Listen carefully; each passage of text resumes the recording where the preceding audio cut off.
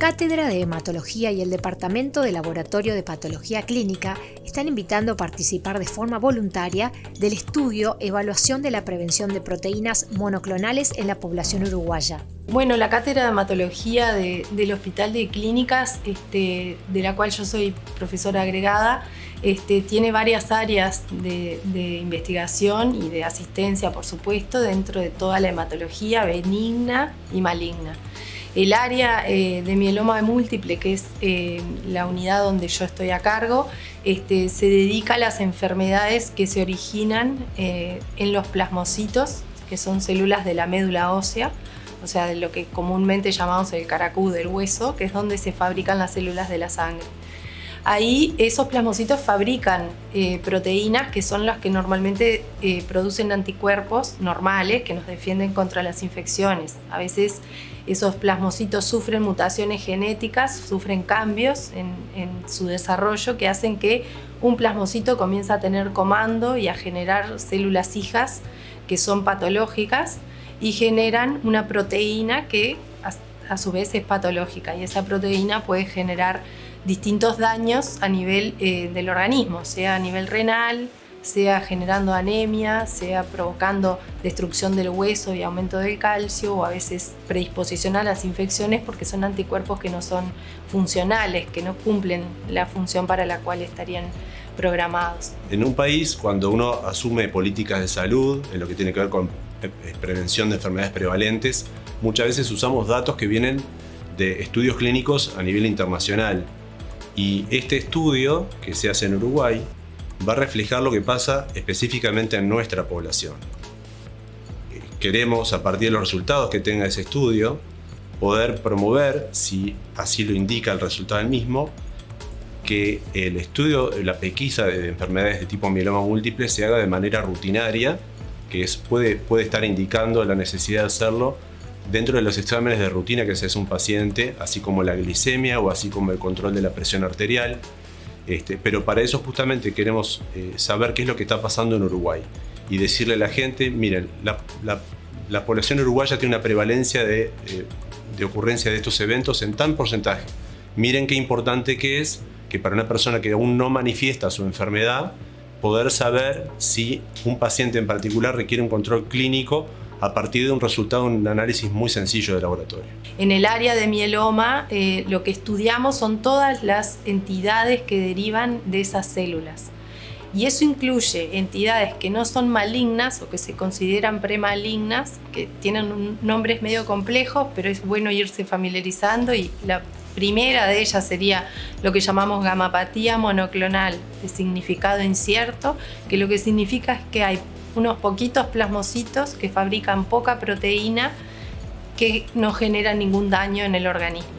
¿Qué pasa? Que esa entidad que se llama gamapatía monoclonal de significado incierto puede evolucionar a que esos plasmocitos empiezan a aumentar en cantidad, a fabricar más proteína o a generar daño en los órganos. Y eso evoluciona por una etapa que se llama mieloma indolente, que significa que ya hay muchos más plasmocitos, ya hay más proteína, hay más riesgo de daño, pero todavía no ocurrió. Y luego evoluciona hacia una etapa que es la que se conoce más, que es el mieloma múltiple. Y el mieloma múltiple, la importancia que tiene es que es la segunda enfermedad hematológica maligna por frecuencia. Las gamapatías monoclonales son un grupo de afecciones que se caracterizan por la identificación de una proteína anormal y comprenden desde entidades no malignas hasta enfermedades como el mieloma múltiple. El mieloma múltiple que se expresa clínicamente puede dar anemia, con lo cual el paciente se siente cansado en su vida diaria, puede dar dolor en diferentes niveles del esqueleto, y puede dar también afectación de la función renal, que a veces no se expresan clínicamente y solamente tenemos un problema mayor que se expresa cuando la falla renal es grave y requiere un tratamiento de diálisis. Y entonces, de nuevo, el mieloma múltiple puede, cuando se está expresando, estar muy complicado con esos signos clínicos que yo les dije, y además de infecciones que pueden poner en riesgo la vida del paciente de manera inmediata. Después de los linfomas, es una enfermedad que genera un daño muy importante en todos los órganos y que genera un altísimo costo para el paciente y para el sistema de salud. Entonces, ¿qué es lo que se ha visto? Que se puede detectar esa enfermedad en etapas más precoces. Hay un trabajo que hicimos hace unos años, también desde la cátedra, en el cual estudiamos todos los pacientes con mieloma del Uruguay, y en ese momento vimos que más del 80% se diagnosticaban con daño de órganos, con anemia, 70%, con daño de huesos, fracturas, y otros daños de huesos importantes en la mayoría de los pacientes, e incluso muchos pacientes con falla renal y necesidad de diálisis. Lo que hicimos este año fue presentar los avances preliminares del estudio en un punto de corte de 1016 pacientes. Presentamos en un congreso internacional que es el International Myeloma Workshop. Presentamos los avances preliminares y los resultados que nosotros teníamos hasta ese momento. Las conclusiones en realidad de lo que presentamos fue que los porcentajes de la prevalencia de esta enfermedad son más o menos reportados en lo que hay internacional y que en realidad el riesgo va aumentando conforme los años van pasando. Las personas más adultas son los que tienen riesgo aumentado de tener esta enfermedad. Entonces uno puede extrapolar datos de otros países, pero específicamente queremos saber qué es lo que está pasando en Uruguay, si estamos más cerca del 2%, si estamos más cerca del 4%, y ahí influyen muchos factores, como por ejemplo la edad. Uruguay tiene una población más longeva que se parece más a los de los países industrializados, donde hay más población mayor a 70 años, donde las prevalencias de estas enfermedades aumentan. El único estudio grande que hay es un estudio que se está realizando todavía en Islandia. Islandia tiene un sistema de salud homogéneo en el cual toda la población tiene la misma asistencia, entonces toda la población de Islandia fue invitada a participar, y tienen por ahora reclutados 80.000 casos estudiados, de los cuales se está reportando cómo viene la detección de alteraciones en las proteínas que permitan detectar precozmente el mieloma. Lo que se ha visto en esa población es que alrededor de un 0,5% de los pacientes ya tienen un mieloma asintomático, o sea que eso es importante. Y después que en un 5% de la población mayor de 50 años ya se encuentra esa proteína en la sangre. Entonces es muy importante que ese estudio se lleve a cabo, porque obviamente el volumen de pacientes que pueden incluir es altísimo. Tiene algún sesgo, que es que la población de Islandia es toda homogénea, de la misma etnia generalmente, y que tienen unos ancestros muy similares.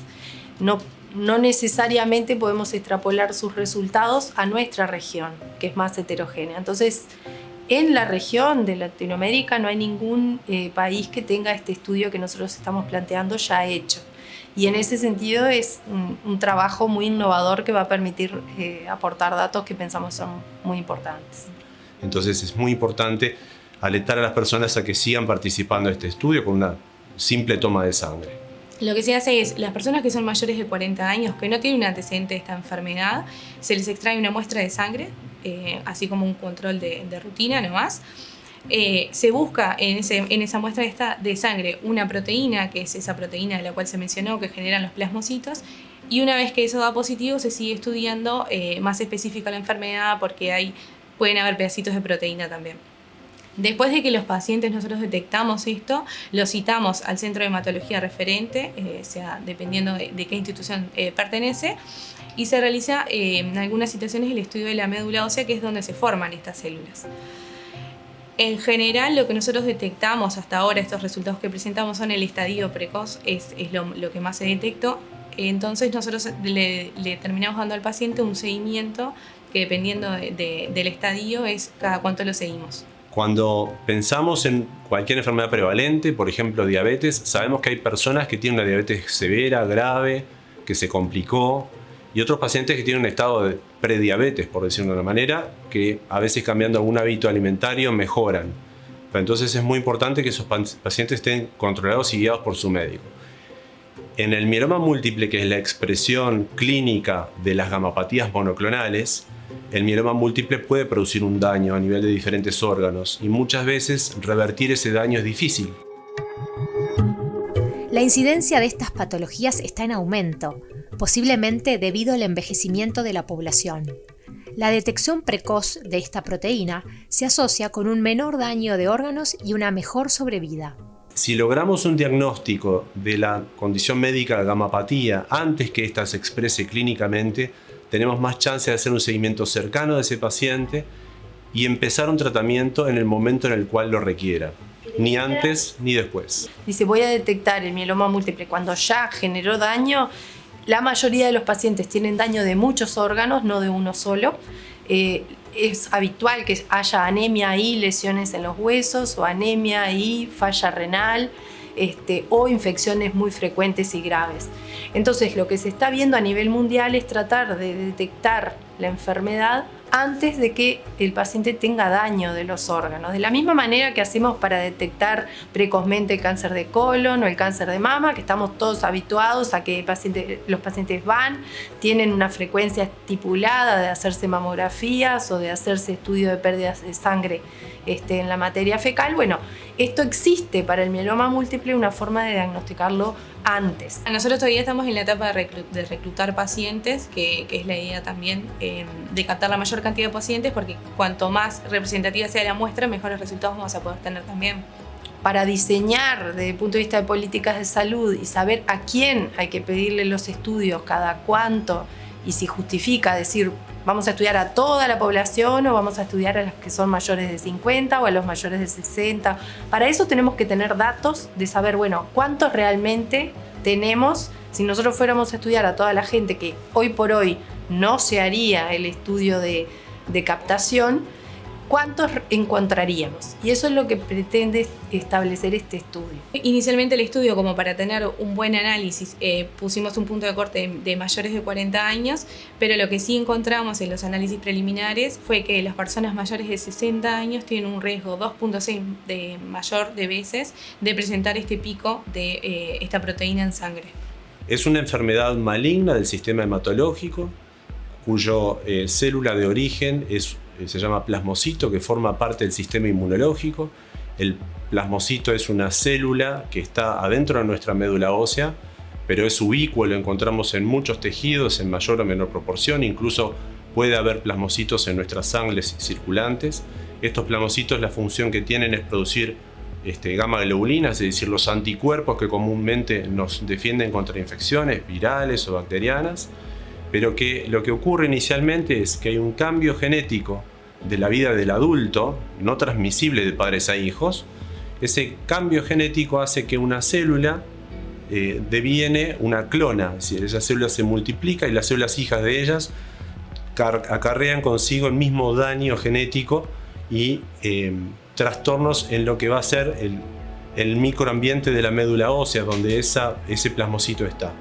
Entonces, como consecuencia de esto, no se puede generar buena cantidad de glóbulos rojos, y ahí viene la anemia.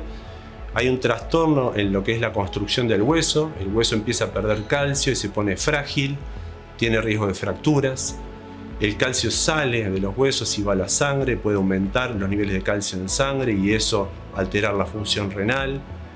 Además, estos plasmocitos producen esta proteína, que es lo que buscamos con este examen de pesquisa, de screening.